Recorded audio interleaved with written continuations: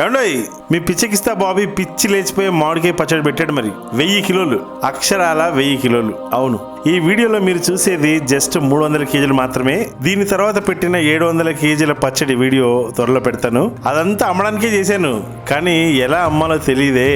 ఈ వీడియోలో మీకు నేను నా చేతులతో మామిడికాయ పచ్చడి ఎలా చేశాను, ఎలాంటి కారం వాడాను, ఏ కాయ వాడాను, ఏ ఆయిల్ వాడాను అన్ని క్లియర్ కట్ గా మీరే చూద్దరు. కానీ వీడియో స్టార్ట్ అయ్యే ముందు ఒక చిన్న విన్నపం, పిచ్చకిస్తా బాబీ ఛానల్ ని సబ్స్క్రైబ్ చేసుకోండి. ఎందుకంటే కమ్మటి వంటలు ఎలా చేసుకోవాలో నేర్చుకుంటారు కాబట్టి. బాబీ వచ్చేసాడు, ఇక స్టార్ట్ చేద్దామా? ఈ పచ్చడి పెట్టడానికి నేను పడ్డ తిప్పలు అంతా ఇంత కాదండి బాబు. 100 కిలోలు అల్లం తీసుకుంటే అల్లం మొత్తం గీరాక 52 కిలోలు వచ్చిందంటే నమ్ముతారా మీరు? నేను కూడా నమ్మలేదు. ఏదో హోల్సేల్ మార్కెట్ అని మా అమ్మ చూయించింది పాపం. అసలు ఆయన పేరు మొహమ్మద్ అని ఏదో ఉందిలేండి. మాకు చూయించడం మాత్రం మట్టి లేనిది బాగా ఫ్రెష్ గా ఉన్నది చూయించాడు. వెయ్యి చేసేటప్పుడు మాత్రం అందులో కల్తీ చేస్తారు. బాగా మట్టిని గుచ్చి గుచ్చి గుచ్చి పెట్టి తూకానికి వేశారు. ఈ షాప్ చూసినప్పుడే అనుకున్నాను ఇందులో ఉన్న నెగిటివ్ ఎనర్జీ, పాపం ఎంత మందిని మోసం చేశారా ఇలాగా అని. అలా మోసం చేస్తే వాళ్ళకి మంచిది కాదు. అయినా నేనేంటో వద్దురా దేవుడు, నేను వాళ్ళ షాప్లకి వెళ్ళను అనుకుంటూ మళ్ళీ వెళ్తాను. సరే, ఆ విషయం వదిలేయండి. అల్లం పేరేంటో తెలుసా మీకు? ఇది నార్మల్ అల్లం కాదండి బాబు, కోహినూరు అల్లం అంటారట. కోహినూరు ఏదో అంటారు మొత్తానికి. ఇదిగోండి, ఆ రైట్ సైడ్ కి ఉన్న అల్లం మనం రెగ్యులర్ గా వావ్ సూపర్ హెల్దీ అని తింటాం కదా, అదే అల్లం అనమాట. అది మంచిదే, కానీ దానికన్నా ఈ లెఫ్ట్ సైడ్ ఉన్నది మహా మంచిది అనమాట. మరి అమ్మితే మంచి క్వాలిటీ పచ్చడి అమ్మాలండి, కాదంటారా? 500 రూపీస్ పర్ కేజీ పికిల్ లాగా కూడా అమ్మచ్చు, కానీ ఇలాంటి క్వాలిటీ ఇవ్వాలంటే అందరికీ మనసొప్పదు. అదేంటో, ఈ అల్లంని మీరు 1 కేజీ కొనేసుకొని తుక్కు తీసేసరికి మీకు అల్లం కనిపించదు. మరి అంతే, చాలా తక్కువ వస్తుంది. అంటే ఇప్పుడు నాకు వచ్చినట్టు మరి 100 కిలోలకి 52 కిలోలకు కాదు, ఏదో ఒక 25% పోతుంది అంతే. వెల్లుల్లి కూడా టాప్ క్వాలిటీది తీసుకున్నాను, బాగా హెల్దీగా ఉన్నది లడ్డులాగా. నా మొహానికి బాబాలాగా పోజ్ ఒకటి, పెద్దవాళ్ళు ఏదో పొడి చేసి మనకు చౌకగా ఇస్తున్నట్టు. ఏదైతేనేంటి పెట్టారు పెద్ద టోపీ. అల్లం వెల్లుల్లి తీసుకోవడం అయిపోయింది, ఇంకోసారి షాపుకి రానయ్యా బాబా. ఇప్పుడు మార్కెట్లో మిరపకాయల కోసం వెళ్ళాను. మంచి A1 ఫస్ట్ క్లాస్ మిరపకాయలని తీసుకున్నాను, ఒక 3 రకాలు. ఆల్మోస్ట్ ఒక 15 కేజీలు వచ్చేలాగా తీసుకున్నాను. అంత అవసరం పడదు, కానీ నేను కుకింగ్ కి కూడా యూజ్ చేయాలి. అలాగే మా ఇంట్లో వాళ్ళు కూడా తీసుకుంటారు కారం. మీరు నన్ను ఎప్పటి నుంచో అడుగుతా ఉన్నారు కదా, మీరు ఏం కారం యూజ్ చేస్తారు బాబీ గారు, ఎక్కడి నుంచి తెస్తారు అనేసి. దానికి ఇదే ఆన్సర్. నేను ఇలా మార్కెట్లో నంబర్ 1 క్వాలిటీ ఉన్న ఒక 3 రకాల మిరపకాయలను వేసి చేసుకుంటాను కారం పొడి. త్వరలో నేను నా ఆన్లైన్ స్టోర్లో సేల్ చేస్తాను. మంచిగా నా కూరల్లాగా ఎర్రగా వస్తుంది మీకు కూడా కారం. నెక్స్ట్ వచ్చేసి ఇంగ్రీడియంట్స్ అంటే ఆవాలు, మెంతులు, జీలకర్ర అన్నీ ఇక్కడ తీసుకున్నాను. హోల్సేల్ మార్కెట్ ఇది. మరి సేల్ చేయాలనుకున్నప్పుడు కిరాణా కొట్టుకు వెళ్తామా ఏంటి? అన్ని పప్పులు ఉప్పులు ఉంటాయి ఇక్కడ. నా ఫేవరెట్ ఫ్లాక్స్ సీడ్స్ కూడా ఉన్నాయి ఇక్కడ. రాజ్మా, రాణిమా అన్నీ దొరుకుతాయి ఇక్కడ. ఈ కొట్టులో మిరపకాయ చూసారా, నా వేలే బాగా లావుగా ఉంటది అనుకుంటే నా వేలు పక్కన ఇది ఎంత ఉంది చూసారా, బాగా బర్రె ఉంది. నాకు తెలిసి ఇది ఒక్కటేసి సరిపోతుంది 1 కేజీ చికెన్ కి, అంత ఉంది. ఏమంటే నా అవతారం చూసారా, పని పాట లేనట్టు అల్లం గీరుకుంటూ కూర్చున్నాను. 20 కిలోల అల్లం గీరటానికి మాకు తల ప్రాణం తోక్కొచ్చిందంటే నమ్మండి.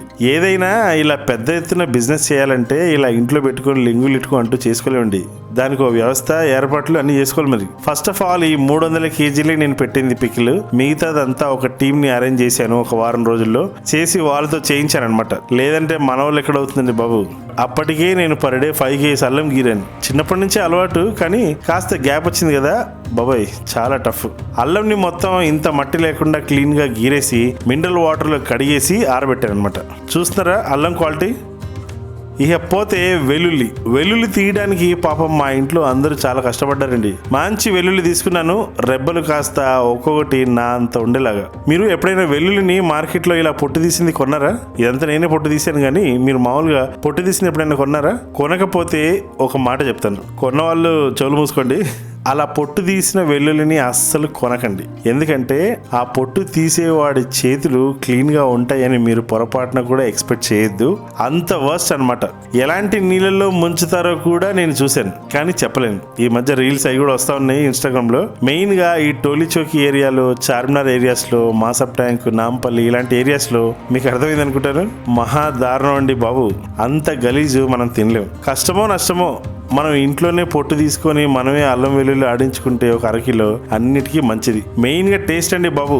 ఆ టేస్ట్ అనే అంశం మీద రాజ్యాంగాలు మారిపోయాయి మరి కాదంటారా? ఏదైతేనేమి మొత్తానికి అయితే చేసాము. పాపం మా అమ్మ మామూలుగా కష్టపడలేదు ఈ పికిల్ కోసం. మా అమ్మనే కాదు ఆల్మోస్ట్ అందరం పిచ్చిగా కష్టపడ్డాంలేండి. వెల్లుల్లి క్వాలిటీ చూస్తున్నారా, బాగా లడ్డుగా ఉంది. అల్లం నీట్గా కడిగేసి ఆరబెట్టి కటింగ్కి రెడీగా ఉంది. ఇక పోతే మామిడికాయలు. వీటిని ఏవో కొబ్బరి అనే పేరుందిట, సరిగా గుర్తులేదు నాకు. అది ఏ కొబ్బరి అయినా దాన్ని ఉప్పు కారం పెట్టి పచ్చడి చేస్తా. మామిడికాయ మంచి క్వాలిటీది. ఇది కేజీ వచ్చేసి 140 పడింది, కానీ మనకు 120కి ఫైనల్ అయింది. చూసారా ఎంత కష్టంగా దిగుతుందో ఈరగత్తి. మంచి రసపూరితమైన యంగ్ అండ్ వదిలేండి అలా ఉంది. మొత్తంగా 450 కేజీలు వచ్చాయి మాకు.